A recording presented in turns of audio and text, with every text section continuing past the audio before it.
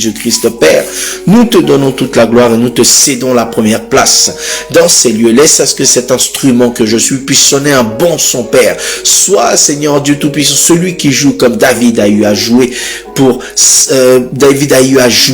quand Saül était investi d'un mauvais esprit. Père, manifeste ta grâce et ton amour, Seigneur, et que toute l'honneur et la gloire te reviennent, toi qui vis et règne pour des siècles et des siècles. Au nom de Jésus-Christ, et nous disons Amen. Amen, amen. Encore une fois, bien-aimés, nous vous disons Shalom, que le Seigneur vous bénisse abondamment, que la paix du Seigneur remplisse votre vie. Alors, nous allons continuer notre marche. La dernière fois, nous avons parlé sur le sang, d'accord? La puissance du sang dans notre vie. Hein? Nous marchons là avec un élément de la loi qui est l'ablution. Hein? Nous avons dit que Christ est la véritable cuve et l'enseignement qui est en Christ, la doctrine qui est en Christ, c'est cette eau-là qui nous permet de pouvoir nous purifier devant le Seigneur. Et nous avons insisté là-dessus en expliquant que le sang qui était en Christ est en réalité le Saint-Esprit qui nous investit, qui nous révèle la parole de Dieu, qui nous donne l'explication de la loi. Hein.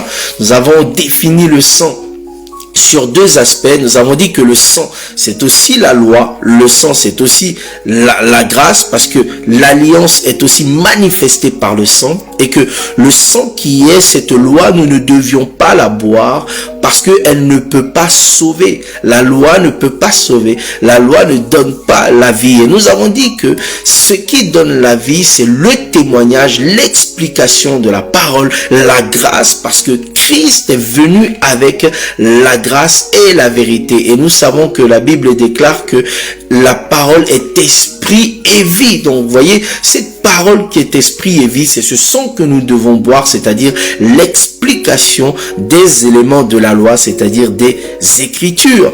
Et là, nous allons continuer ce matin et nous allons parler des mains et des pieds. Parce que si vous remarquez dans Exode chapitre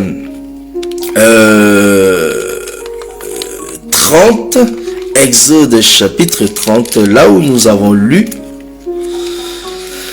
la Bible nous dit, Exode chapitre 30, à partir du verset 17, la Bible nous dit, l'Éternel parla à Moïse et dit, tu feras une cuve d'airain avec sa base en airain pour les ablutions.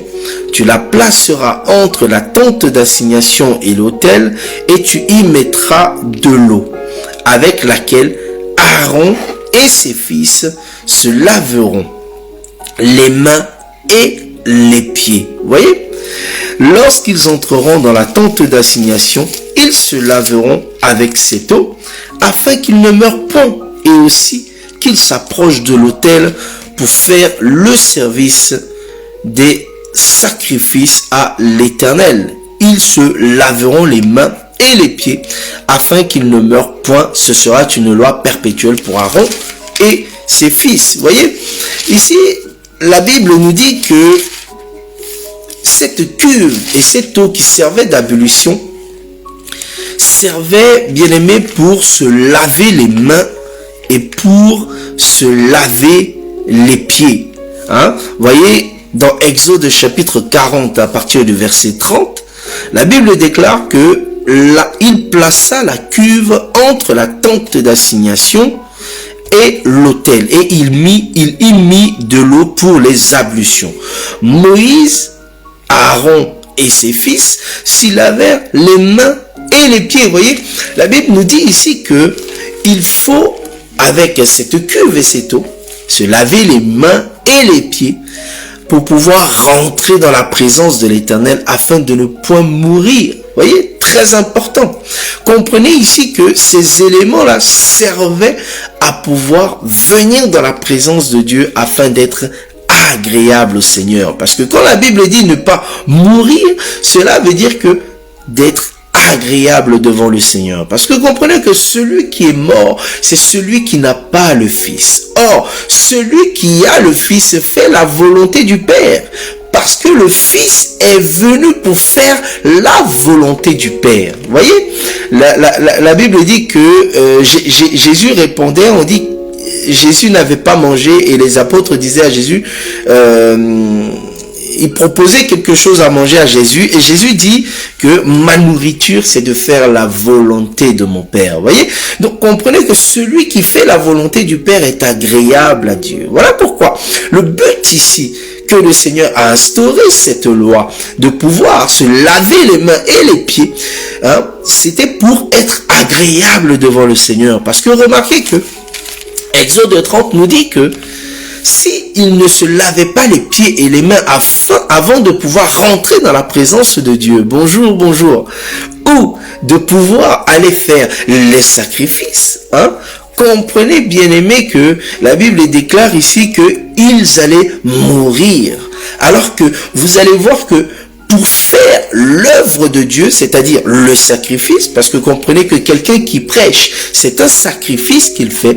Quelqu'un qui sert à l'église dans n'importe quel département, c'est aussi un sacrifice. Quelqu'un qui donne ses libéralités et son offrande, c'est un sacrifice. La Bible dit que soyez un sacrifice vivant. Voyez? Donc, toutes ces choses, comprenez que pour le faire, nous devons d'abord être agréables devant le Seigneur. Sinon, comprenez que notre prière est une abomination devant Dieu. Vous voyez, nous allons voir ces choses très importantes. Voilà pourquoi vous allez comprendre que la loi nous emmène à ce que nous puissions marcher dans la grâce. Vous voyez, c'est pour ça qu'il ne faut pas rejeter la loi. C'est pour ça qu'il faut demander au Seigneur de t'emmener à ce que tu puisses comprendre la loi. Parce que si tu comprends les éléments de la loi, bien-aimé, tu vas voir que le Seigneur pourra facilement te guider, hein, dans ce temps de la grâce. Cependant, comprenez que nous ne devons pas œuvrer, c'est-à-dire s'attacher aux œuvres de la loi,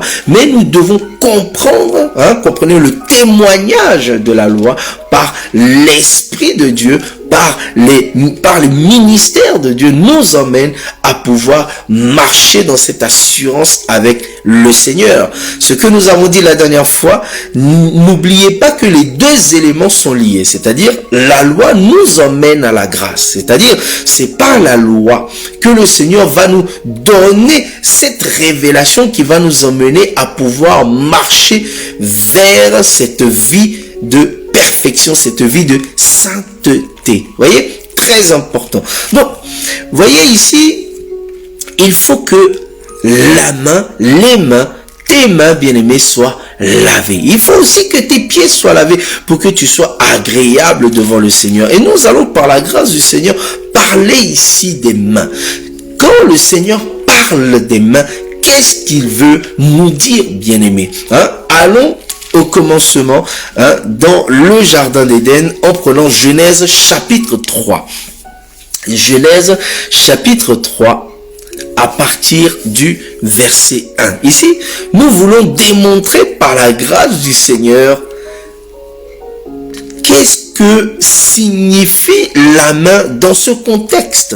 Parce que vous allez comprendre qu'on peut expliquer la main dans plusieurs éléments, hein. Voyez, par exemple, quand Jésus dit, quand la Bible dit que Jésus est assis à la droite de Dieu, le Père, comprenez qu'il n'y a pas deux personnes, mais qu'il y a une seule personne. Et que la droite signifie simplement la puissance et la force de Dieu. Hein? Pour cela, vous allez voir quand Israël sort de l'Égypte, ils vont chanter ta droite nous a délivrés. Donc comprenez que quand la Bible parle de la droite, de la main droite, la Bible va parler de la personne de Jésus-Christ, c'est-à-dire la force de Dieu sur la terre. Parce que la Bible dit que la faiblesse de Dieu est plus forte que l'homme. Donc, par rapport à l'homme, Jésus-Christ est la puissance et l'autorité de Dieu. Vous voyez? On peut aussi expliquer la main, bien-aimé, comme le Saint-Esprit. Hein? On peut aussi expliquer la main comme les éléments de la loi. Vous voyez, la main, c'est-à-dire les 5 livres de la Torah. La main aussi, les 5 ministères. Vous voyez, on peut expliquer la main de plusieurs éléments. Nous aurons le temps de pouvoir expliquer ces choses. Mais dans ce contexte-ci, nous voulons voir véritablement que signifie se laver les mains. Vous voyez, parce que c'est très important. Si tu n'as pas la main lavée, bien-aimé, si tu n'as pas les pieds lavés, tu ne peux pas être agréable devant le Seigneur. C'est-à-dire que le sacrifice que tu vas faire ou le rapprochement devant le Seigneur que tu vas faire, c'est pour ta mort, bien-aimé. Vous voyez, c'est pas moi qui le dis, c'est la parole de Dieu qui le dit. Donc, nous allons comprendre ici quelle est la main. Remarquez que la compréhension de ces choses va nous emmener à ce que le Saint-Esprit puisse investir notre vie et qu'il puisse nous conduire et nous guider. Comprenez que la Bible déclare que après avoir écouté la parole de vie, la parole du salut, nous avons été scellés, ils ont été scellés du Saint-Esprit, ils ont cru. Donc ces choses nous permettent de pouvoir croire, c'est-à-dire retourner à la maison, afin que le Seigneur puisse nous purifier. Vous voyez, bien aimé, c'est très important. Donc Genèse chapitre 3, à partir du verset 1 jusqu'au verset 6, nous disons que le Seigneur vous bénisse, et nous lisons: le serpent était le plus rusé de tous les animaux des champs que l'Éternel avait fait. Il dit à la femme: Dieu a-t-il réellement dit, vous ne mangerez pas de tous les arbres du jardin? Bien aimé, tenez-moi très bien, parce que vous allez voir, c'est un aliment un peu dur à mâcher, mais le Seigneur permettra que nous puissions comprendre ces choses. Ça, c'est du miel ce matin que tu vas manger, bien-aimé. Alors, sois dans la joie, bien-aimé, parce que ce matin, le Seigneur va te faire du bien. Nous croyons qu'il va bénir quelqu'un. La Bible dit au verset 2, la femme répondit au serpent: nous mangeons du fruit de l'arbre du jardin, mais quant au fruit de l'arbre qui est au milieu du jardin, Dieu a dit, vous ne mangerez point. Vous ne mangerez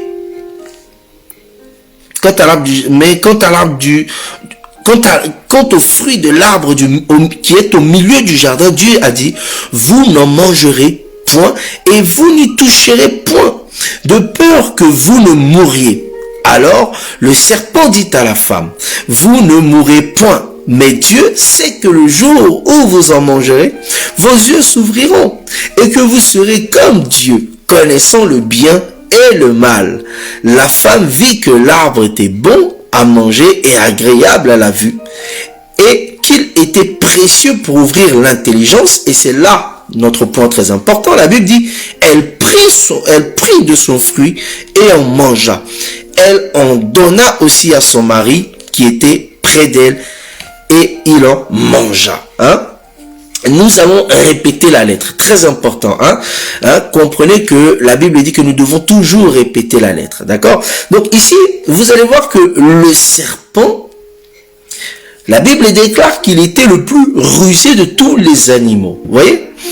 Et le serpent va se rapprocher de Ève. Il y a un pourquoi. Il se rapproche de Ève et non de Adam. D'accord? Et vous allez voir qu'il va dire quelque chose à Ève qui sort de la parole que Dieu avait déclarée. D'accord? Dieu a dit, vous mangerez de tous les fruits du jardin, mais le fruit de l'arbre qui est au milieu du jardin, vous n'en mangerez point, car le jour où vous allez manger, vous allez mourir. D'accord? Le serpent vient avec cet élément-là auprès de la femme. Et le serpent va dire quelque chose à la femme. C'est-à-dire que il va tordre le sens de ce que Dieu avait dit auparavant à la femme. Et la femme va être sensible à ces choses et elle va désobéir. Mais comment est-ce qu'elle va désobéir? Parce que remarquez que tant qu'elle n'avait pas levé la main pour prendre le fruit et le ramener à sa bouche, bien aimé, elle n'avait pas désobéi. Il fallait qu'elle prenne le fruit, elle le mange, qu'elle le donne à son mari, que son mari le prenne et qu'il le mange. Et à ce moment-là, vous allez comprendre que la Bible nous explique par la suite que ils vont désobéir au commandement de Dieu et ils vont être jetés. Bien aimé, ici, nous voulons d'abord nous focaliser sur un élément. Vous allez comprendre que nous avons dit la dernière fois que il y a un enseignement qui nous conduit à la mort. Il y a un enseignement qui nous rend désagréables devant Dieu. Il y a un enseignement qui nous détourne de la présence de Dieu, de l'amour de Dieu, bien-aimé. Cet enseignement-là, c'est un enseignement qui vient mettre en mouvement nos désirs charnels, nos passions charnelles. C'est un enseignement qui vient réveiller en nous cet instinct animal, c'est-à-dire cet enseignement qui détourne nos regards du commandement de l'Éternel. Et cet enseignement, bien-aimé, comme la Bible nous le démontre ici, il est donné par le prince de ce siècle, à savoir Satan. Or, comprenez que tout ce qui est de Satan est inimitié avec Dieu, parce que Satan est le père du mensonge. Voyez? Et tout ce qu'il va dire, et c'est là très important, il va le tirer de la lettre, bien-aimé. Hein? Parce que Satan ne peut pas voir la révélation. Pourquoi? Parce qu'il n'a pas le Saint-Esprit. Parce qu'il n'a pas le sang du Christ en lui, bien-aimé.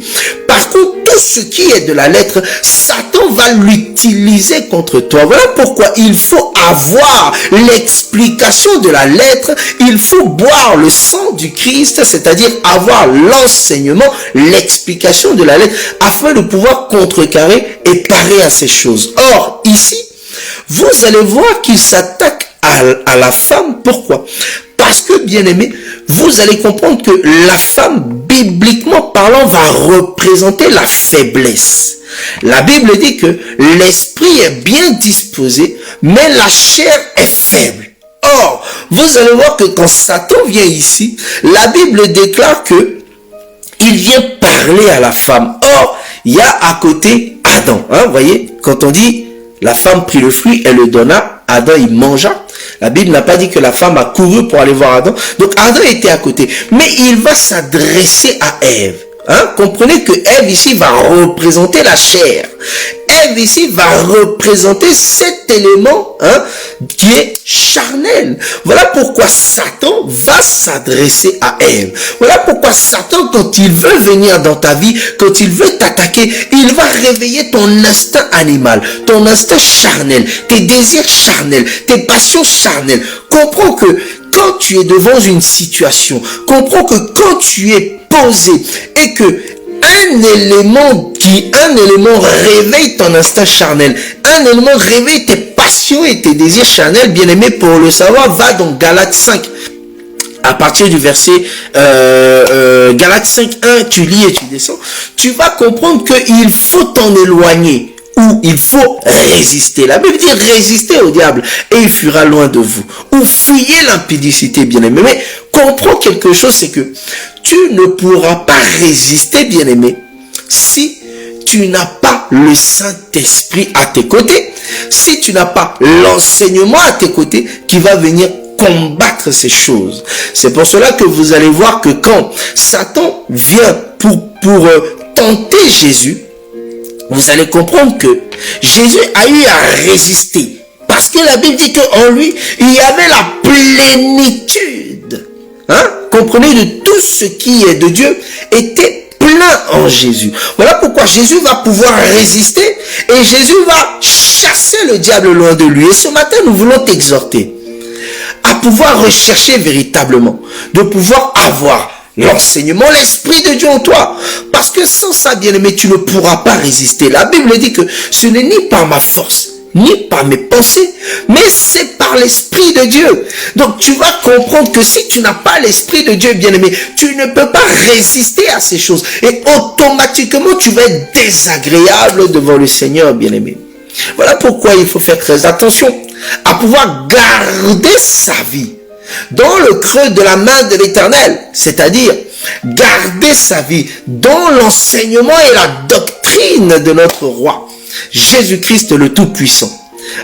Mais remarquez ici, ce qui nous intéresse, c'est que c'est la femme qui va prendre le fruit, d'accord? Quand tu comprends et tu vois que c'est ta chair qui guide ta vie, bien-aimé, comprends automatiquement, sois renouvelé, bien-aimé, que tu es désagréable à Dieu. Tu n'es pas agréable à Dieu. quand c'est le désir d'avoir des grandes choses, quand c'est le désir de faire passer beaucoup d'éléments avant Jésus, cela veut dire que c'est ta chair qui guide ta vie. Et tu vas comprendre que tu seras désagréable devant le Seigneur. Mais remarque ici, la femme prend le fruit, d'accord? Elle le mange et elle le donne à son mari, qui va prendre aussi et le manger. Ici, vous allez comprendre que il y a un élément qui va faire le lien entre Ève et Adam. Bien aimé, ici cet élément, c'est la main. Voyez? Pourquoi? Parce que Ève, avec la main, va la lever pour prendre le fruit et elle va ramener ce fruit à sa bouche et le donner ensuite à Adam. Voyez ici, très important. La main ici fait le lien entre Ève, que nous avons définie comme la chair, comme la faiblesse, et Adam, que nous définissons ici comme l'homme qui est la tête. Voyez? L'homme qui est l'autorité. Voyez? Hein? L'homme qui représente ici l'Esprit de Dieu. Voyez? Comprenez que au départ, la Bible dit que au commencement, Dieu créa le ciel et la terre. Quelque part dans Matthieu, la Bible nous dit que Dieu dit au commencement, Dieu créa l'homme et la femme. Hein? Attendez, on va trouver ce verset-là. Seigneur ne manquera pas de nous bénir. Au commencement, Dieu créa... Hein? Alors c'est plutôt dans Marc 10. Marc 10, 6. Marc 10, 6. Ça va, bien aimé? Que le Seigneur te bénisse. Comprends que si ces choses, nous allons par la grâce du Seigneur faire de telle sorte que tout le monde puisse comprendre. Marc 10, Marc chapitre 10 au verset 6. La Bible dit, mais au commencement, hein, Dieu fit l'homme et la femme. D'accord? Donc quand la Bible nous dit au commencement Dieu fit l'homme et la femme, Dieu veut simplement nous dire qu'au commencement, l'homme est le ciel, la femme est la terre. Voilà pourquoi il va dire le jardin est une femme. Vous voyez? Tu es un jardin gardé. Et vous allez comprendre que quand on parle de l'homme, l'homme ici va matérialiser l'Esprit de Dieu. D'accord? Parce que ici, c'est l'homme qui va recevoir. D'accord? Quand Dieu va parler, va donner ces choses, cette loi, Dieu va le donner à l'homme. Or, vous allez comprendre que l'Esprit ici reçoit, comprend, entend l'enseignement de Dieu. Pourquoi? Parce que l'Esprit doit diriger. Hein? La Bible dit que l'Église est le corps et la tête, c'est Christ. Vous voyez? Donc, très important ici. Ici, vous allez voir ici que la femme ici, c'est la chair et l'homme ici, c'est l'esprit. Cependant, la main va faire le lien entre les deux. Mais remarquez ce qui fait le lien entre la chair et l'esprit. Allons dans 1 Thessaloniciens. 1 Thessaloniciens chapitre 5. 1 Thessaloniciens chapitre 5 au verset 23. 1 Thessaloniciens chapitre 5 au verset 23. La Bible dit que le Dieu de paix vous sanctifie tout entier. D'accord? Tout entier. Et que votre être, l'esprit, l'âme et le corps soient conservés irréprochables lors de l'avènement de notre Seigneur. Mais remarquez ici, nous sommes toujours dans l'ablution. Nous voulons voir ici la main. La Bible nous dit qu'il faut se laver les mains afin d'être agréable devant le Seigneur. Or, vous allez comprendre ici que par rapport au geste de Ève, ici c'est l'âme qui fait le lien entre l'esprit et le corps. La main ce matin que nous voulons vous parler, bien-aimés, c'est l'âme, bien-aimé. Mais remarquez ce que le Seigneur nous dit. Remarquez ce que le Seigneur nous dit. Dans 1 Timothée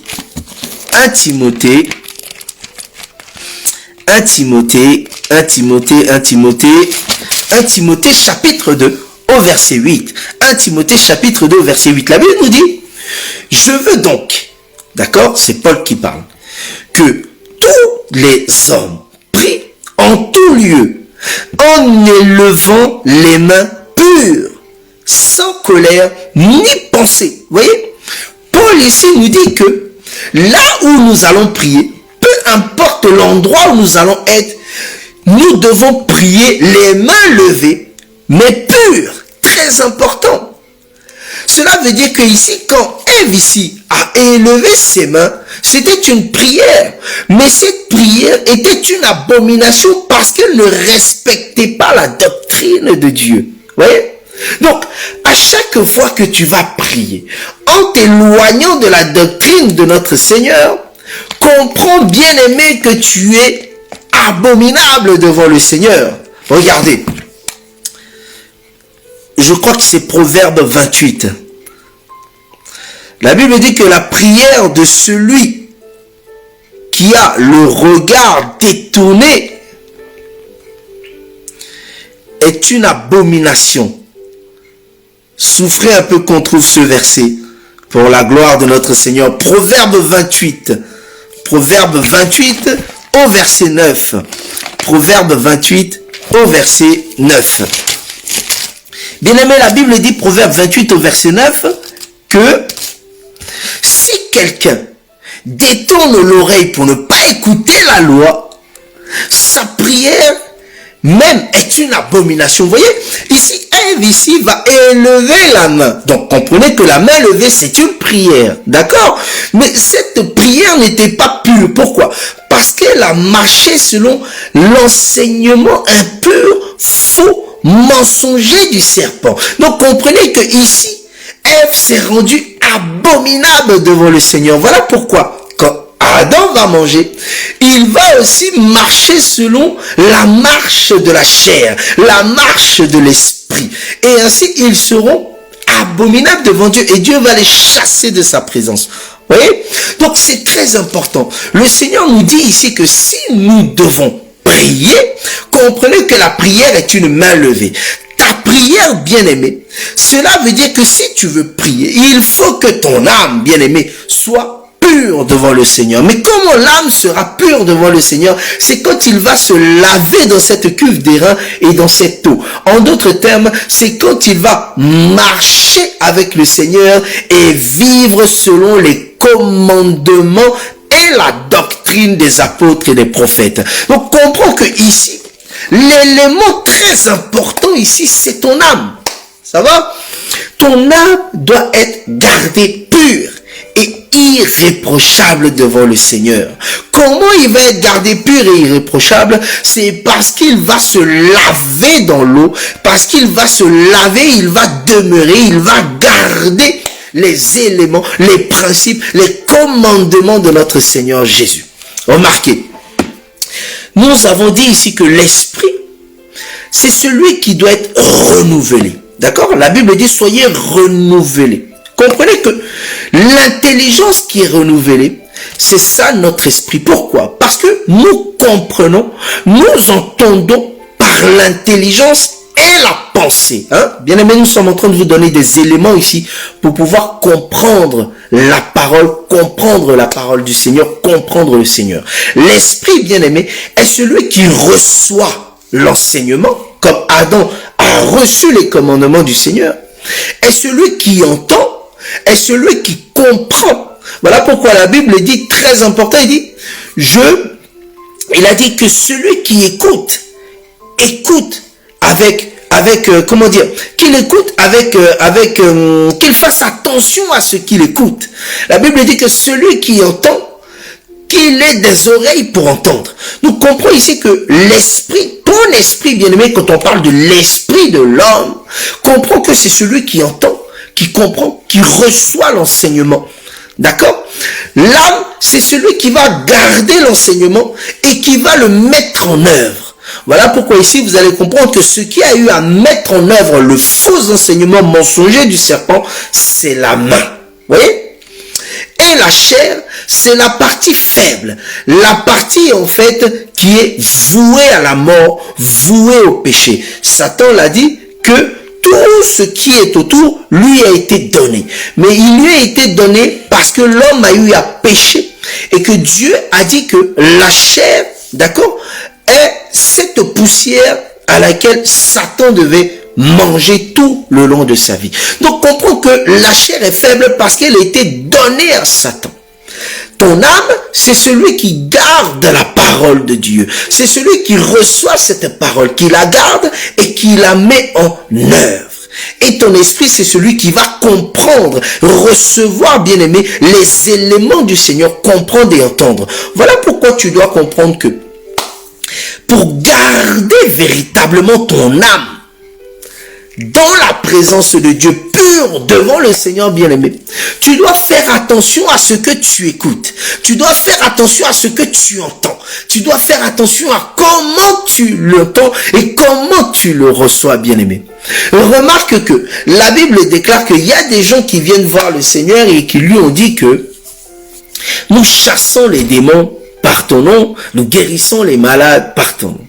Le Seigneur il dit que arrière de moi, homme inique, vous qui commettez l'iniquité, je ne vous ai jamais connu. Donc comprends que le nom de Jésus, le nom de notre Seigneur, c'est pas de dire Jésus. C'est pas là où il y a le nom de Jésus. Quand on dit le nom de Jésus, c'est J-E-U-S, que tu vas être sauvé, bien-aimé. Ce n'est pas là.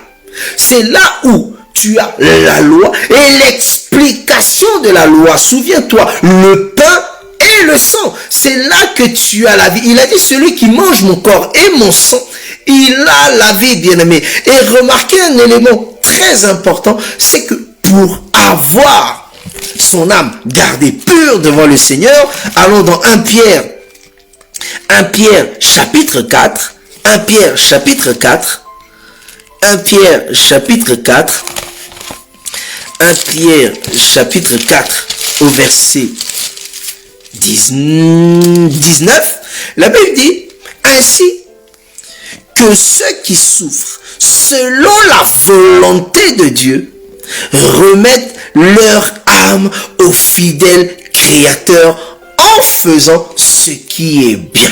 Voyez, la Bible dit ici que celui qui souffre en faisant la volonté de Dieu, cela veut dire quoi? Que si le Seigneur, Jésus-Christ de Nazareth, le roi de gloire, le véritable Dieu, celui qui est la puissance, la révélation incarnée de notre Dieu, est en premier dans ta liste, marche devant toi, peu importe que tu aies à manger, que tu n'aies pas d'argent, que tu aies quoi que ce soit, si c'est Christ qui demeure numéro 1 dans ta vie, c'est-à-dire si tu donnes part à l'entente, la compréhension de la parole véritable de Dieu bien-aimé, la Bible déclare que tu remets ton âme auprès du Seigneur. Or, comprends ici que ton âme dans les mains du Seigneur bien-aimé, la Bible nous explique que c'est encore là l'espérance de la gloire de l'Éternel. C'est encore là la puissance véritable de ce avec quoi le chrétien véritable doit marcher, bien-aimé. Et ce matin, bien-aimé, nous voulons vous exhorter en ces choses. Ce matin, bien-aimé, encore une fois, tu dois faire attention à ce que tu écoutes. Tu dois faire attention à là où tu marches, bien-aimé. Comprends que le Seigneur a un désir, c'est que ton âme puisse lui revenir. Voilà pourquoi la Bible déclare que il y a un homme qui a trouvé un trésor dans un champ. Hein? Et il a vendu tout ce qu'il avait pour acheter ce trésor, bien-aimé. Comprends que ce champ, c'est toi, bien-aimé. Et le trésor qui est en toi, c'est ton âme. La Bible dit que là où est le trésor, c'est là où est le cœur de l'homme. C'est-à-dire là où est ton cœur, c'est là où est ton trésor. Or, quand la Bible parle du cœur, comprends automatiquement que c'est ton âme. Le trésor que le Seigneur a besoin de toi, c'est ton âme. Et pour ça, il a besoin que tu puisses revenir à lui. Il a besoin que tu puisses te montrer pur devant lui. Il a besoin que tu puisses te laver, te purifier dans sa parole, par son enseignement, par sa doctrine. Il a besoin, bien-aimé, que tu sois agréable devant lui parce que c'est son bonheur. Et en cela, bien-aimé, il ne manquera point de pouvoir venir à ton aide. Il ne manquera point de pouvoir déverser toutes sortes de bénédictions, toutes sortes de grâces dans ta vie, bien-aimé. Le but du Seigneur, c'est de te ramener dans la maison. Parce que comprends que dans la maison, c'est là où il y a à manger. Dans la maison, c'est là où la joie est parfaite. Hein? Quand un homme marie une femme et que la femme est encore chez ses parents, quand il va la chercher pour la marier, quand il la ramène chez lui à la maison, comprenez la joie de l'épouse, bien-aimé. Et nous vous exhortons ce matin à pouvoir désirer vivre ces choses. Voilà pourquoi ce matin, tu dois comprendre que quand le Seigneur t'invite et t'appelle à ce que tu puisses te laver les mains, bien-aimé, le Seigneur t'appelle à ce que tu puisses garder ton âme pure. C'est-à-dire que la parole de Dieu doit demeurer en toi. C'est-à-dire que le sang du Christ doit couler en toi. Mais comment cela va couler et va demeurer en toi? C'est la façon dont tu vas écouter. C'est la façon dont tu vas entendre. C'est ce que tu vas entendre et écouter. La Bible dit que nous devons, ne pas dire amen à tout, mais nous devons tout examiner. Que ce soit la prophétie. La Bible dit nous devons examiner la prophétie. Que ce soit, peu importe les enseignements, nous devons les examiner. Mais les examiner par rapport au commandement du Seigneur. Parce que, remarquez, c'est le commandement, c'est la parole, c'est l'enseignement qui nous purifie devant le Seigneur. Nous disons que le Seigneur vous bénisse, bien-aimés, et nous allons prier, bien-aimés.